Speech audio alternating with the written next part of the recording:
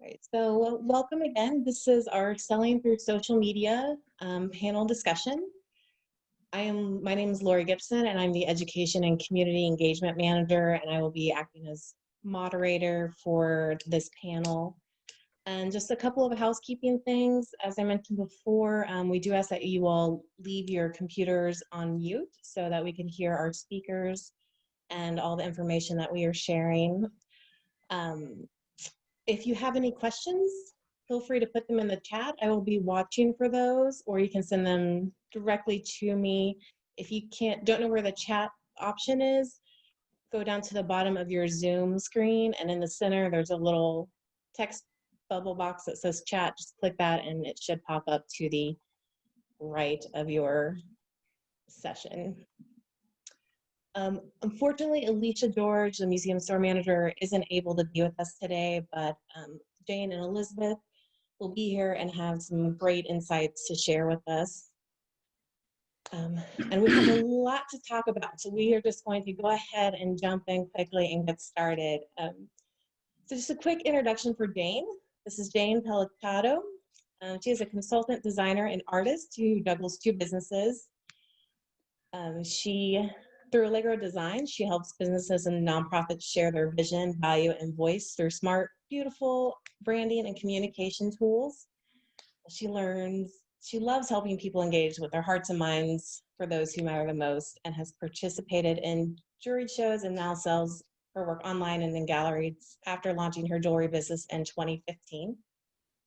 I'm going to post her bio and also the link to her website and her Instagram page in the chat here.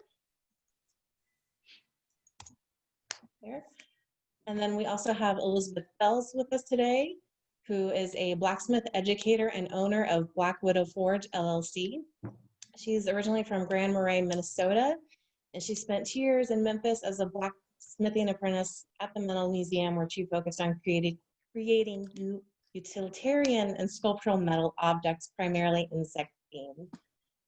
She's been the recipient of numerous grants to aid in the production and development of her work, and her sculptures can now be found in the collections all over the country. She's currently based in Western North Carolina as a John C. Campbell Folk Schools Creative Catalyst Fellow for 2020 through 21. And I will also post her bio and website and Instagram link in the chat. So with us today, just to kind of share some of those numbers, 68% of our panelists have, or our participants viewing, 68% of them have a personal Instagram account, and 41% have a business account. So we've got about half and half have a business Instagram account. A large number of our people viewing do have a personal account. About 50% of the people, about 50% of people in the poll are not currently selling through Instagram, so they're just starting out. 45% do a little bit, and then 5% do quite a bit of selling. So just to give you all an idea of who's with us today. So we're just going to go ahead and jump in, and Elizabeth, I'm going to have you talk first about which platforms you're using the most and why. Which do you find the most successful, and some of the pros and cons to each one?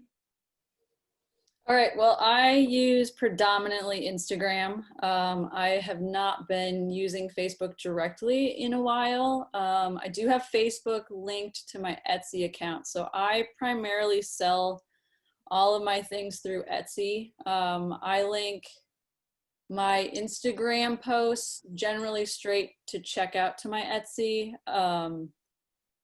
As far as Facebook, I've just found that my engagement on Facebook is quite low. I think it has something to do maybe with its kind of aging out as a platform.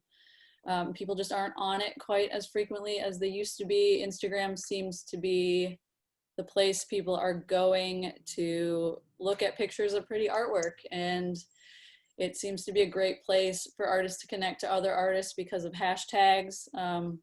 And with Instagram, I find that I can reach people outside of my own circle. with hashtags. So I find that as a big pro to Instagram. Yeah, that's my spiel. I do use my website, but not as regularly. And then Jane, which ones are you using the most? Well, I I do use Instagram. I have a business account that is enabled with clickable products, which I recommend doing. And it took me a little bit to make that switch for a couple reasons. But I feel like it's important to talk about selling in the whole constellation of not just sort of one platform. So I thought it might be helpful for people to know I make the majority of my, which are not happening now because of the pandemic, and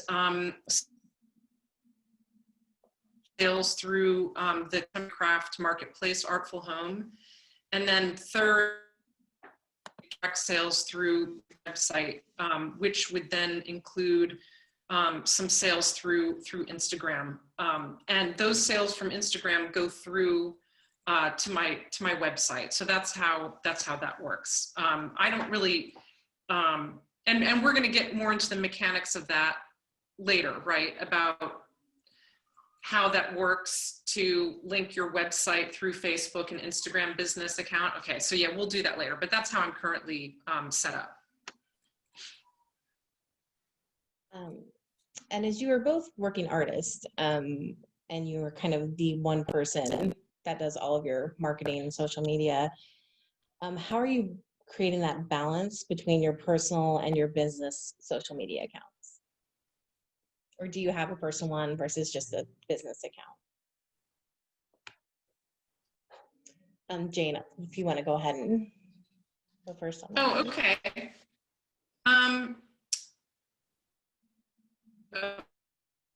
Branding and graphic design business, so I'm split even more.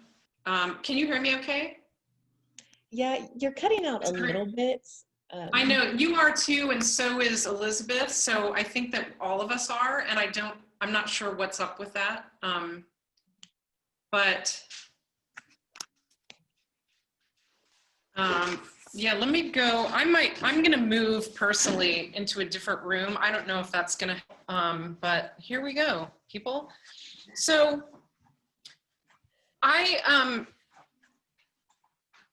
I think that because my main background is in graphic design and marketing, I'm not resistant to marketing in the way that I think a lot of artists and creative types are. And so I feel like I'm working on my business all the time. And for me, much of it is sort of seamless. I mean, I'll spend several hours a week working on my website and taking photos and doing posts and that sort of thing. So I don't know that I have an exact number, of how I split my time, but I try to just integrate marketing and marketing thinking into my work. It's sort of more seamless. And I don't know if that really answers it, but that's. We did have someone ask you, Jane, what was your first choice, I think, for the primary way to access people's purposes? I guess so. What's kind of your Well, first choice? I think, and for the purposes of this discussion, we're probably going to be focusing mostly on Instagram because other social media tools, I don't really know what they would actually be. I mean, certainly you can post something on LinkedIn or you can post something on Twitter, but those are not actual selling platforms. And so you would literally just link straight to your website, correct? For me, I really feel like your website always comes first. That should be your home base. I see a lot of artists who just abandon their website in favor of, Facebook or Instagram. And the problem is that those platforms might not be around forever. So it's always important to make sure that your website is up to date and that you're always driving people, back to your website. And I think one of the most important ways to do that is through an e-newsletter and your mailing list. because your website you own, your mailing list you own, and these other things should really just be tools. I was really resistant to using Instagram for business because you have to first enable a product catalog on Facebook. And for anyone who's like writing that down, we have a slide we're going to show you later that shows you each of the steps you need to take to you know, get an Instagram business account and then link it to your website product catalog. And if you don't have a website product catalog yet, then that might be one of your to-do list items, you know, for the future. So,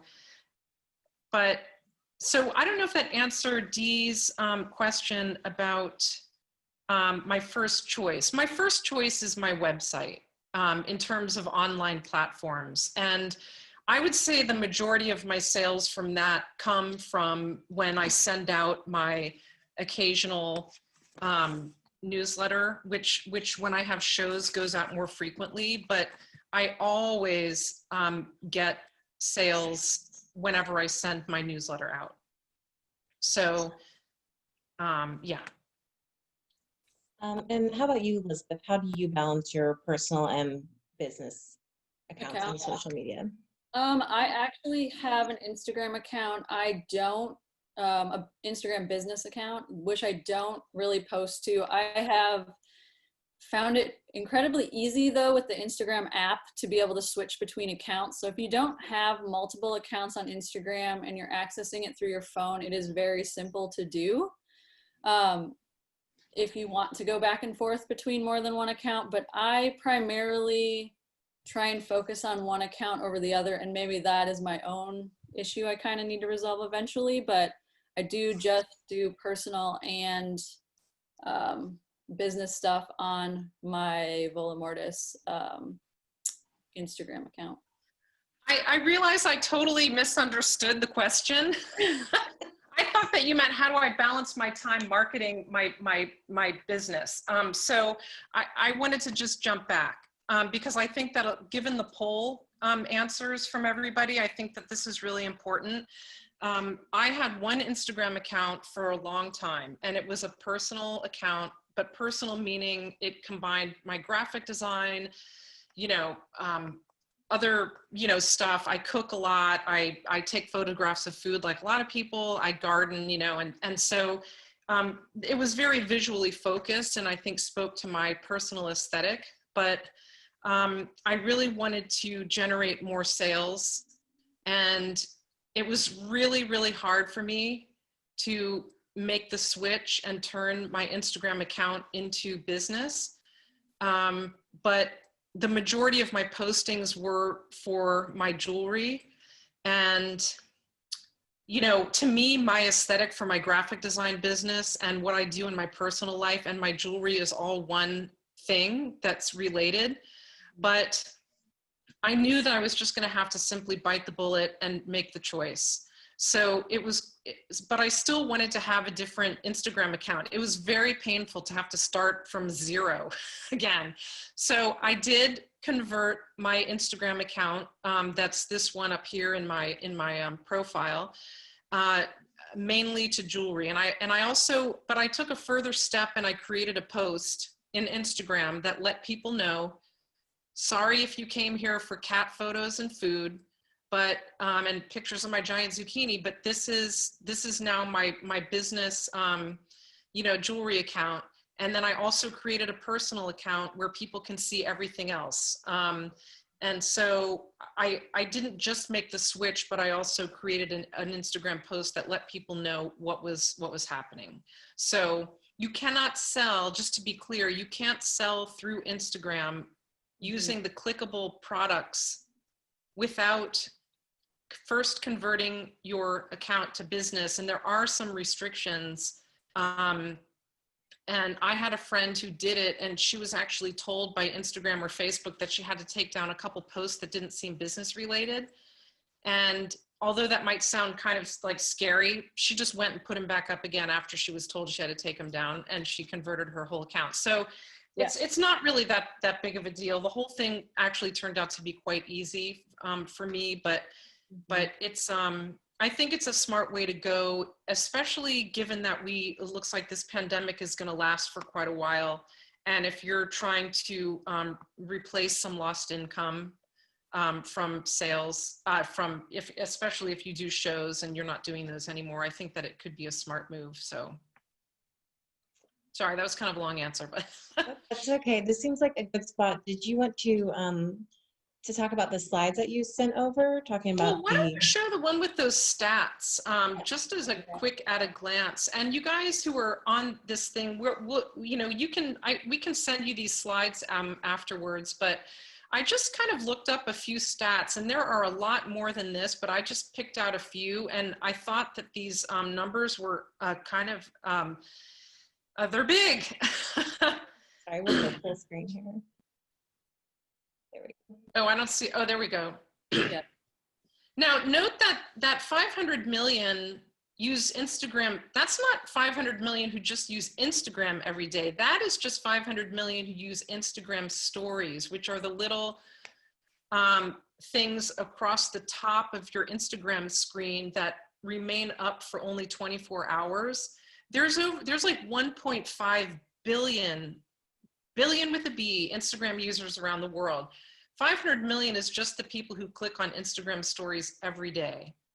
And the next one, 11% of total social media users shop on Instagram. That's a pretty high, 11 might not seem that high, but that's a pretty high percentage if you think about the total shopping that goes on everywhere else, from stores to business websites and that sort of thing. Anyway, there are a lot of people using just Instagram alone for shopping.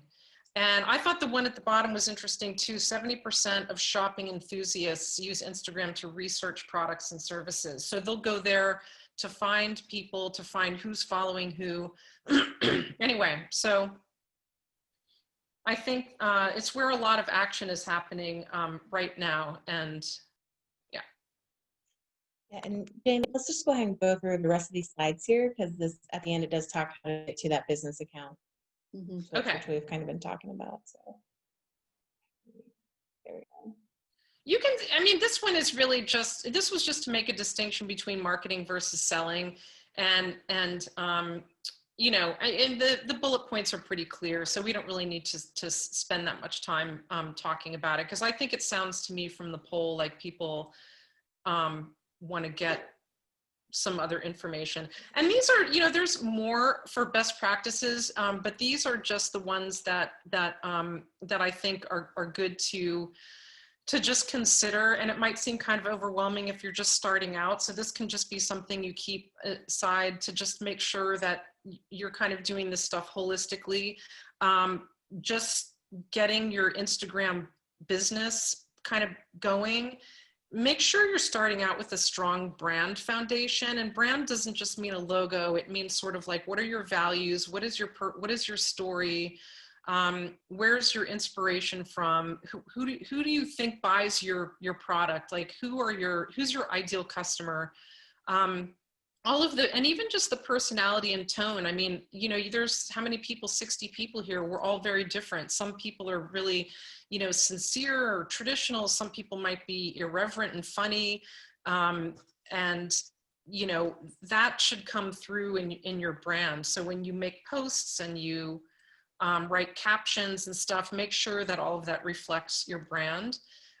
You should know who your audience is, and you can use analytics so once you convert to a business account, there are tools in Instagram where you can see what the breakdown of gender, age group, where people are from around the country, around the world who are visiting your posts. You can see which ones were the most popular. So there are tools built in once you do that.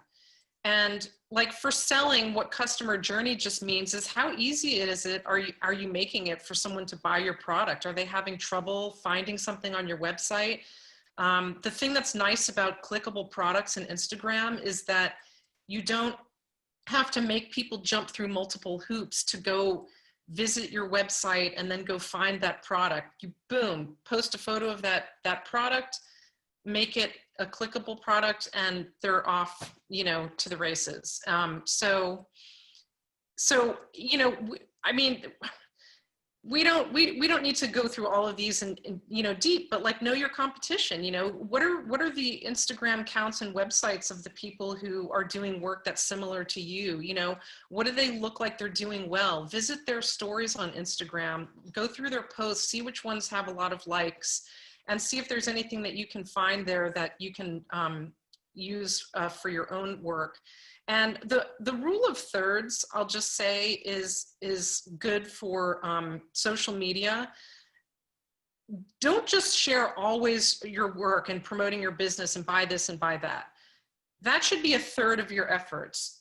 The other third of your efforts should be to share personal stories, your own, how you make the work. Also share the personal stories of maybe people who are buying your work, you know, share customer stories. Like if you made art and now it's in somebody's garden or on their wall, get permission for them to share that on social media so that people can see what it's like to be buying your work. And then the other one is share the work of other people, and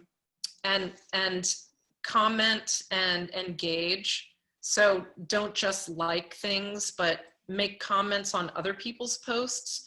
This is a community and it's about developing relationships. And so the more that you actually engage, the more that it's likely to come back to you.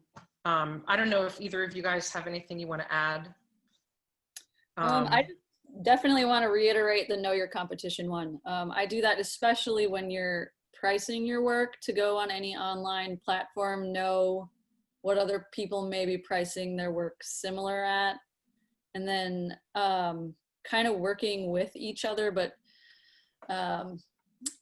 trying not to always undercut the other person too is also good to know if you're doing that.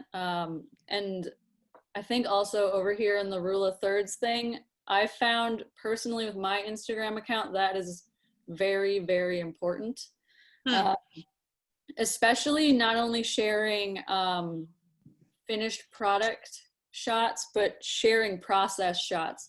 I know in blacksmithing, we're very socially active. So process shots have gotten me a lot of engagement over the years. Just explaining to people my process and being able to help them a little bit through their process. They definitely keep an eye on then what you're doing a lot of the time. And sometimes I do sell to those people because they then understand the process that goes into making the pieces. So it's craft porn, let's face it. Yeah, definitely. So then here is the kind of steps to get to your business account. So I'll let one of you all walk through that process. Yeah, you know, I had the benefit of a friend who went through it, and she had a couple hiccups, and mine actually went pretty smoothly, but I had the benefit of her insight. It's not really that complicated, and I wish we could do an interactive thing to show you where these settings are. But first, you'll convert to a business account, and if you decide later on that you're like, oh my God, what did I do? You can go backwards and go back to a personal account. So you'll do this through your settings and in Instagram, which are the three little, the hamburger icon at the upper right of your page. And you'll just go into settings and then click on the word business and shopping. And you'll see that you have the option there to enable shopping. But the key is that, one, you need to have a website that actually already has a shop on it. So maybe some of you use Shopify or Squarespace or Wix or Weebly or WordPress. And I would say just all of those, I'm pretty sure, have a way for you to link your website online shop through. Now, this is the thing. I personally hate Facebook, but Facebook, you cannot do this without Facebook, okay? But you don't really, so you need to have a Facebook business page already. So I already had that. And then you, through Instagram, you link to your Facebook business page, and then it'll automatically, it's very easy, it'll automatically take you to this page where it asks you to create a catalog. And then all you do is just automatically import your website shop. It's literally like just instantaneous. And then every time that you add a new product to your website, it automatically updates in Facebook, and then it automatically updates in Instagram. So when you say, you know, post a photograph on Instagram of a new necklace, I can just click on it and go to catalog, and I will just add that product, and then there will be a little shopping bag icon right in my Instagram post. And the nice thing is it's quite subtle, but people can see it. Does anyone have any questions? I mean, we could, does anyone have any questions about how this works? And are any of the steps unclear? What platform are you using for your website? So I use WordPress, which, yeah, I've always been a WordPress user, and so I can handle it, but I don't necessarily think it's the easiest platform for people who might feel a little less technically inclined. But I know that the friend of mine who uses Wix for her website, and a lot of people you know use, now you said Squarespace it's because you use Etsy for your selling platform, and Etsy doesn't currently have a way to Like import integrate yeah. with Instagram. Okay. Correct. At least not one that's easy to figure out. But Okay. definitely my friend who uses Wix integrates her Etsy shop right into her website, and it's seamless. Then okay. Thing on Etsy, then it goes right to her Wix page shop. Okay. Yeah. And I will say that there is actually some help that is surprisingly available through Facebook. I think that Facebook and Instagram, anyone who has a business entity, you can get customer service, which I was kind of shocked about. So if you do have any struggles with this, if you try to implement it, you know, it's easy to get help. So, and we will share those slides with people. So if you didn't get a chance to write it down or get that screenshot, we will send out those slides for everyone. So after you've kind of gone through this process and you create your business account, let's talk about some of the ways that you can create sales, actually create those sales in terms of images and telling your stories. So, and you guys have both talked a little bit about it kind of throughout some of the other answers, but you know, are you using in-process shots? Are you doing those kind of studio shots where it's a white background? Are you creating posts where the pieces are on the body or in like your house and an environment? What are you doing to kind of generate that excitement and sales? And also, this might be a good point to talk about the difference between a story and a post and how those act differently. So have Elizabeth, if you want to talk about some of the things that you do. Yeah, so with my Instagram account, I can't reiterate enough how important it is to consistently post. I'm sure Jane has something to say about that as well, but being consistent and having a consistent presence on Instagram is really important. So even if you don't have a finished product every week that you may want to post, at least post something. I do on my Instagram account post relatively frequently. I would say at least every 3 days I'm posting something metal related, and I try and blend that with finished products. So I do that with the white background. I have a little light box that I can just like drag outside and take a quick photo. And then I post those to my Instagram, and then I also will post all the process shots like I already kind of talked about. That rule of 3 that Jane was talking about, is really, really important for Instagram. Stories are something we haven't really mentioned yet. I just now recently have been getting into stories and using stories, and those are video, images, or reposts from other people that kind of pop up at the top of your Instagram account, and people can watch them and then they disappear within a 24-hour period. So they're not forever. You can add them to your highlight reel, which is, you should utilize. And I'll show a screenshot of that. So anyone who doesn't know what the stories and highlights are, we can show. We'll get them. Yeah, definitely good. But yeah, that's pretty much, and then the post is there forever. So I do, since I now use my Instagram account that is not business as kind of more of a business platform, I did go back through my Instagram photos and deleted a bunch at the beginning of my feed so people wouldn't look at pictures of my food or my curate. It's okay to curate your feed. Yeah. Yeah, exactly. So that's all I got.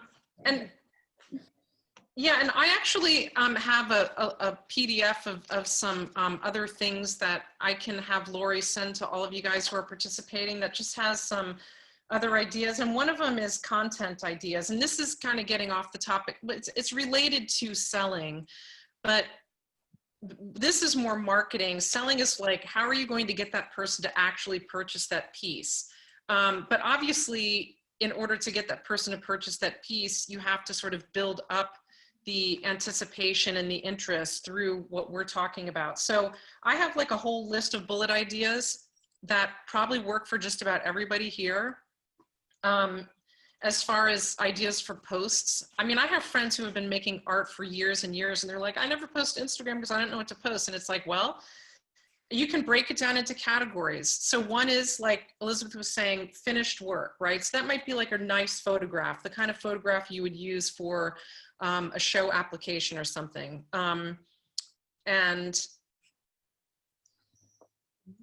Oh, okay. But don't spend any time. We'll email this to you. So don't spend any time trying to write these things down. But if you scroll to the bottom, so like content ideas. So scroll up a tiny bit. Whoops. There it is. So one might be customer focus. Okay, so that might be just one category of posts that you would use. So that would be maybe like showing a photograph of a customer wearing their jewelry. So here's one thing, like you know, part of sales is nurturing customer relationships. So it isn't just about you've made the sale. It's about you've made the sale, and then do you follow up with the customer? So one thing I do is I always ask my customers to let me know when they've received the package. And then when I check the tracking number and I see that the package had arrived, has been delivered, I email the customer and I tell them, I see that the package arrived. I just want to make sure it got into your hands. And then it also, by following up with the customer, it gives me the opportunity to ask them if they would, write me a testimonial or send me a photograph of them, wearing their jewelry. And now I have 2 bits of content that I can use. So some of my posts, some of my customer focused posts are like a designed post that has their quote. Like I received the earrings, I wore them to my Zoom conference, and showed them off to my customers. So I now have content that I can get, but following up with the customer is good for future sales because I'm nurturing that customer relationship to let them know that I care that they received the package and that they liked it and all that kind of stuff. So that's one thing that's important to take into account with selling. Another one, like Elizabeth was saying, work in progress, can either be video or just your messy desktop. I think people like to feel like they're invited into your process. The finished work, and then another category that I use is just what inspires me. So like I might take a picture of a photograph of some interesting crack in a sidewalk or something, and that's always nice for when I'm slow working and I don't really have anything new to show people. And then another category would be things like press or awards or event posts. Now, when we talked about Instagram stories, the nice thing about stories is that if you want to have like a really, okay, so there were two more items. So like branded content might be something like, if you want to make it easier to get on a good posting schedule, come up with some ideas that are like recurring. So like maybe every Monday you post something that inspires you. Maybe on Tuesday you do like a Tuesday tool time, kind of thing, and you show work in progress. And then maybe Wednesdays is something else. So that can be kind of a fun way. And then you might actually include a hashtag, Monday inspiration, Tuesday tools, come up with your own clever names and use your own personal, branded hashtags. And it doesn't mean that people would search Instagram for those hashtags, but it's something that can kind of become associated with you. And then the other thing is introduce yourself every so often. We all, kind of don't like photographs of ourselves. I know I don't, but it's always really nice. And those kinds of posts end up generating a lot of likes. People want to see who's behind the work. So right there, you've got 1, 2, 3, 4, 5, 6, 7, 8 different kind of categories of content. And you should be able to have more than enough stuff to keep you busy for a while. I did just want to say something about Instagram stories, and I'm going to show you guys this screen. Oops, not that. So this is, can you guys all see this? I don't Yeah? see anything yet. You don't? Nope. Okay. Let's see.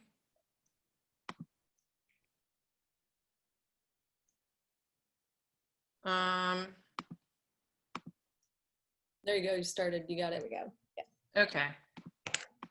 So, so these are just examples of 2 stories that I had posted. And I kind of use stories for a little bit more for like casual stuff, because like if you want your Instagram feed to be a little bit more visually consistent, Instagram stories are a nice way to post things that you might not want there. Like I would not post something like this. These are just packages that I was sending out. It makes me look busy, and that's kind of a nice way to do things that are sort of fun. There's a lot of like little options that you can use in Instagram stories. I mean, that we can't go into all that here, but the one on the left right here, this is a gal who does really great job of, you might want to follow her just for somebody who does a lot of consistent posting. And one of the things that's nice about stories is, for example, she has a ring here, down here, that's in her regular feed. And it's a studio shot. It's nice and clean. There's probably a product link. But maybe that same day that she posted that, she posted something similar in her stories. Maybe her hand is wearing it and she's doing something kind of cute with it. And so what's nice about stories is to kind of like link them together so that you can have each one give the other one context. And Elizabeth mentioned highlights. That's what these little things are here. On your feed, if you're on your page, if you're not using highlights, these are just going to be empty spaces. And the nice thing about highlights is that you can, even though stories last for only 24 hours, you can use highlights to create different categories. Like in this case, she has one that says the process, one that says jewelry, one that's life. So life might be just personal things that she's doing, like travel. Process might be previously posted stories that are process shots. So she also has taken the time of creating what are called highlights covers. This is going to get into like a little bit too much into the weeds, but what's nice here is that she's taken the time to really brand them and make sure that they all look consistent. And so what these highlights covers do is, even though your stories disappear from your feed after 24 hours, they still live in your Instagram world. And that is what the highlights do. So every time that, like, and these two would fall into like the customer focus category for me, for one of my content areas. So I actually created I created a highlights cover that's called customers. And then that way, if somebody wants to see any of my previously posted stories, highlighting customers, they can do that. So I'm going to stop sharing. And Jane, do you ever post things that you post in your feed to your stories? I know a lot of artists do that. simultaneously. Yeah, like they're using the story as a way to get people to go to their feed. Have you ever done that? Well, so it took me, I have not done that because I didn't really think that posting redundant content is a good idea. However, after seeing that statistic just yesterday, that 500 million people visit stories every day, it took me, I will admit that it took me a while to jump on board with stories, because I just didn't really like the idea of content that disappears. I'm like, how many people are really going to be looking at that? Well, it turns out a lot of people look at it. So just because I'm on this panel doesn't mean that I, you know, I mean, it can take us a while to make that little leap, right? So for example, the other day, I've been working on those hand medals for that project, the hand medal project that all these little cutout hands are going to be given out to healthcare workers around the world. There are like 2,000 metalsmiths who have been sawing out these tiny little hands. I mean, I still have, my hands are aching from doing that the other day. So what I did was I posted some progress shots in stories. But when I was done with all of my hands and they had their little ribbons on them, then I did a nice studio shot.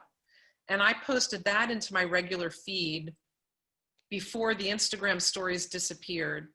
And then that way, the kind of like more yucky looking, you know, ones of my desktop and the partially done images were in stories, but then the nice one was in there. And so then when I posted that one to my regular feed, I told people that they could go find those in my stories that day. So that's kind of how I've been using it, but I think that that's probably not a bad idea to do some duplicate stuff, because you can capture people who only look at stories, for example.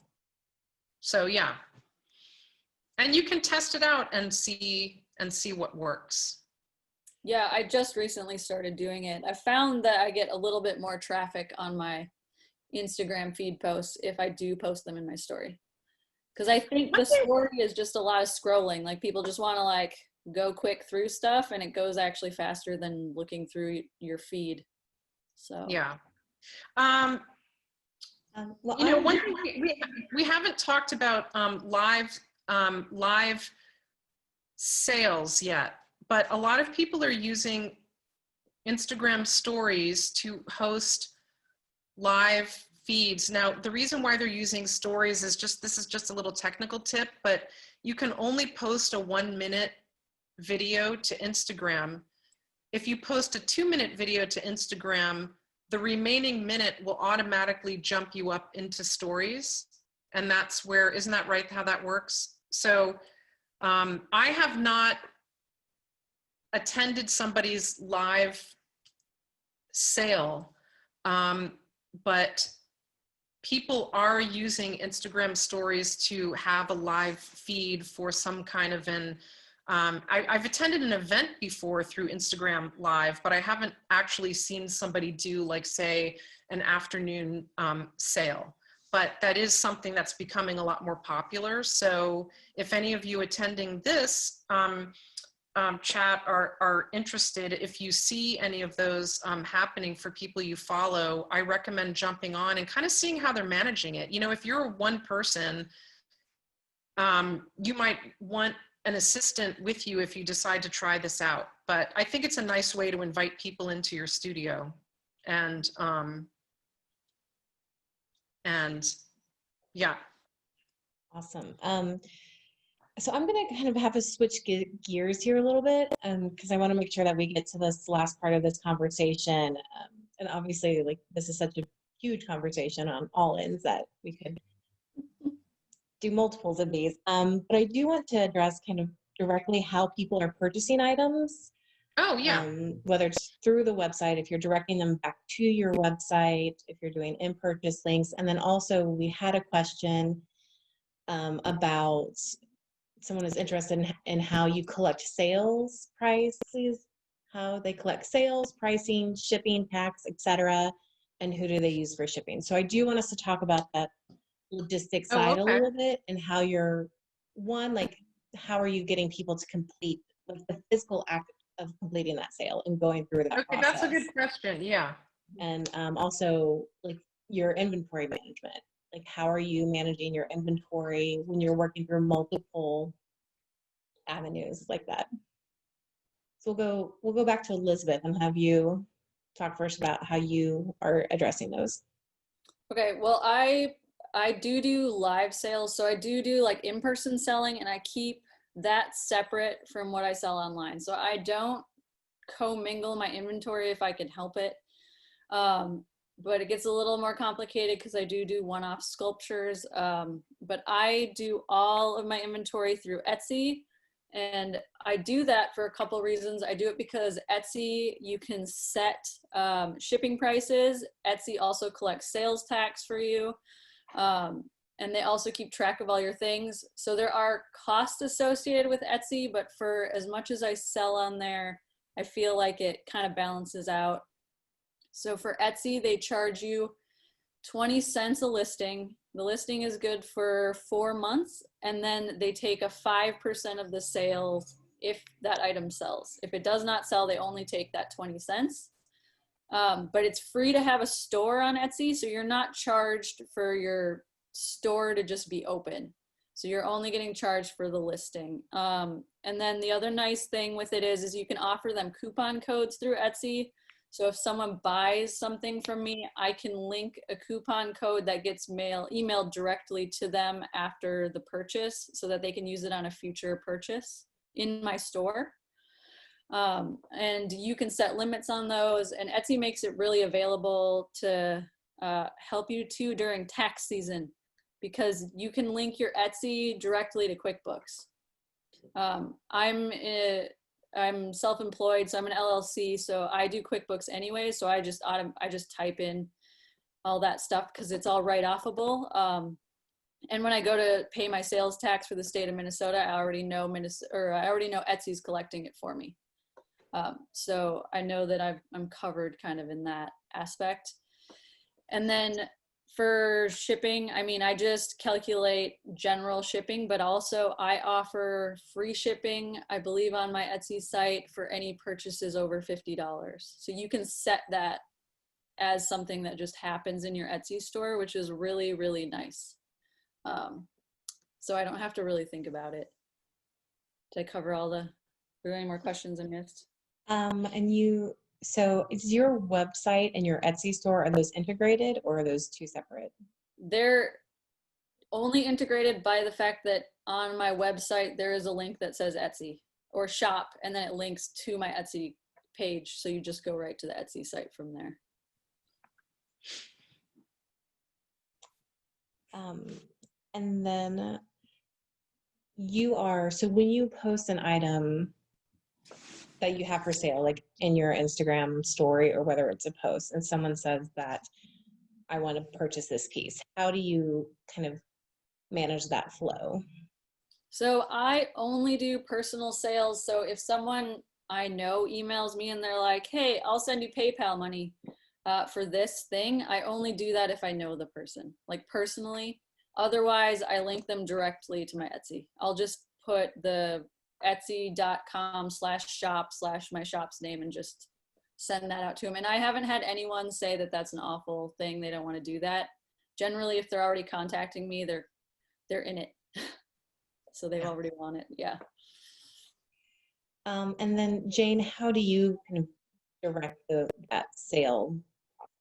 Yeah, so there aren't that many options that people are going to be facing. So just to make that clear, that whatever website service you're using, whether it's Squarespace, Weebly, Wix, whatever, you are going to, when you set up a shop on that website, you're going to need some kind of payment service. So in most cases, it's either going to be you know, PayPal, let's just say, I can't even remember if I had the option of doing it a different way.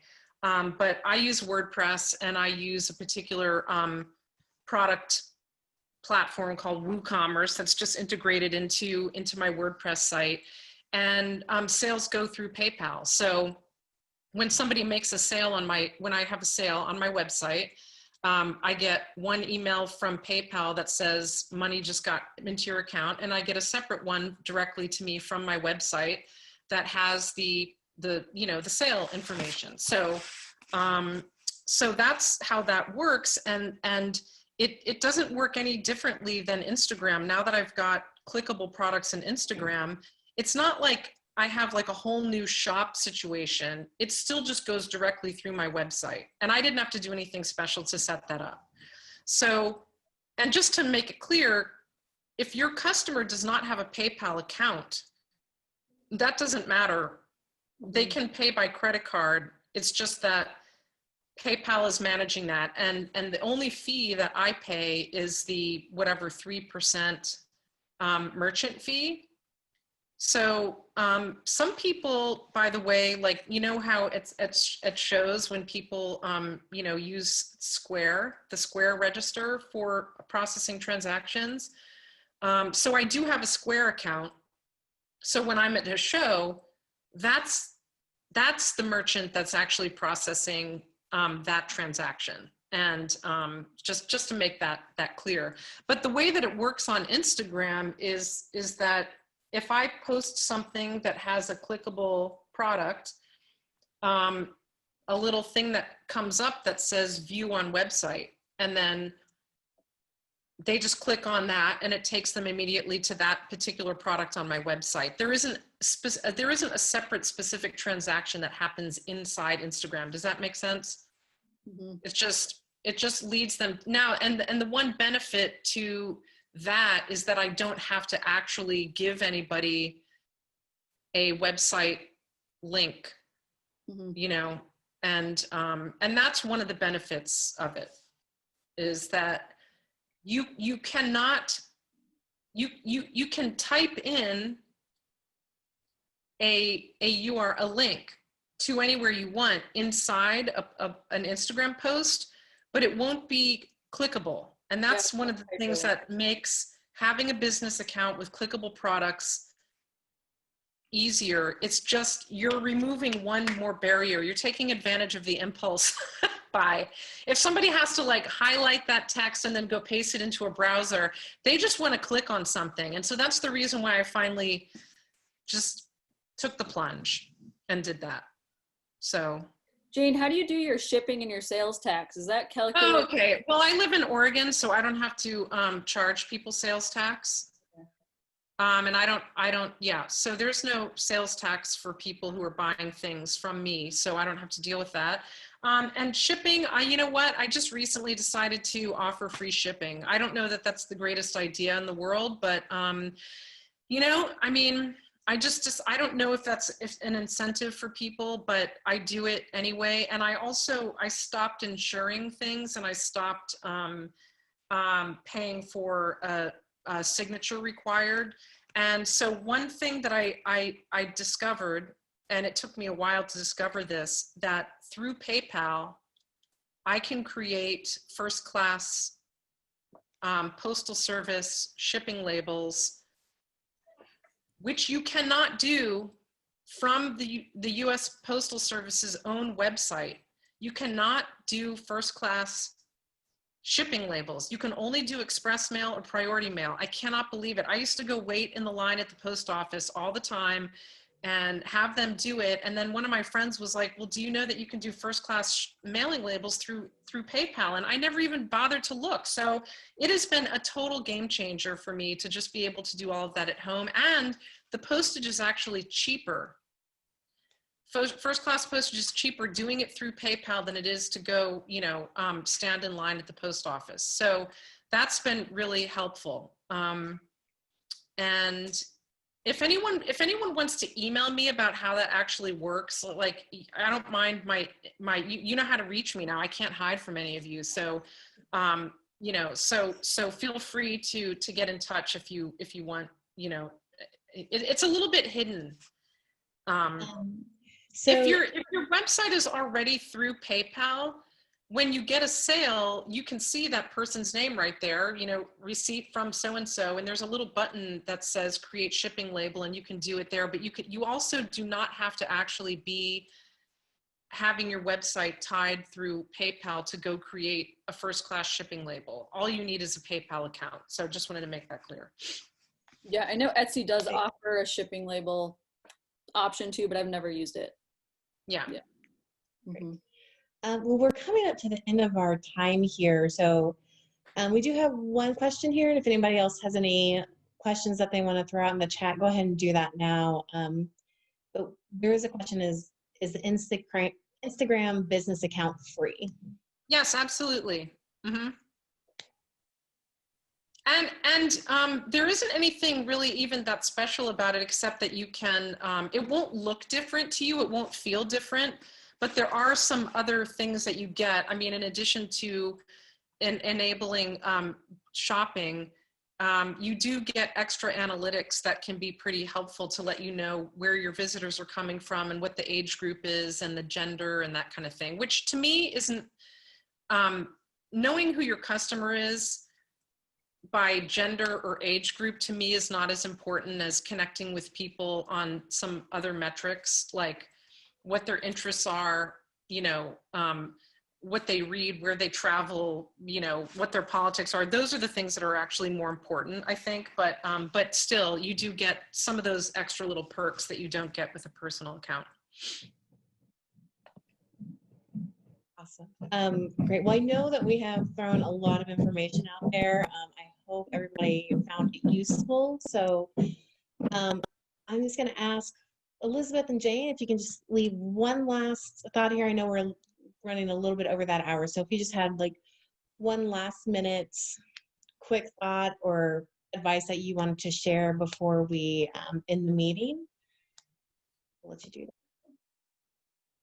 I think I would just reiterate what Jane said about keeping your website current and not relying totally on social media. Because one day we're going to wake up and Facebook will be gone, but your website, you own it, so it's there. I would say this is something we all talked about yesterday for a while when we checked in with each other, and we spent quite a bit of time talking about some of the challenges and like the fears and stuff and resistance that a lot of creative people have to marketing and selling your work. And you know, I know that most of us would prefer to be in our studios, but you know, you really have to think of your work as something like you're creating some things of beauty.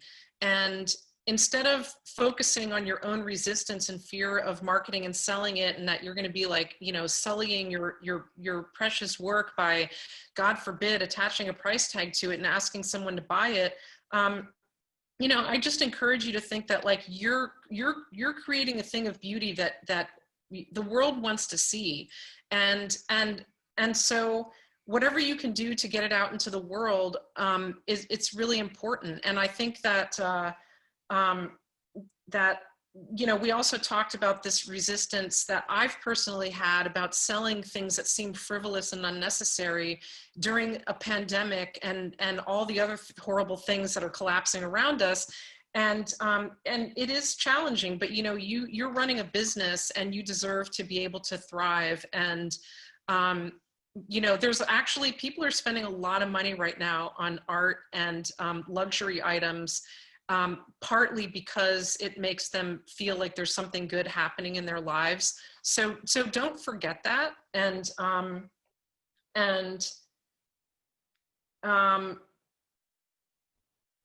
yeah, I think that's what I would say is share your magic and your work with the world and make it easy for people to find you.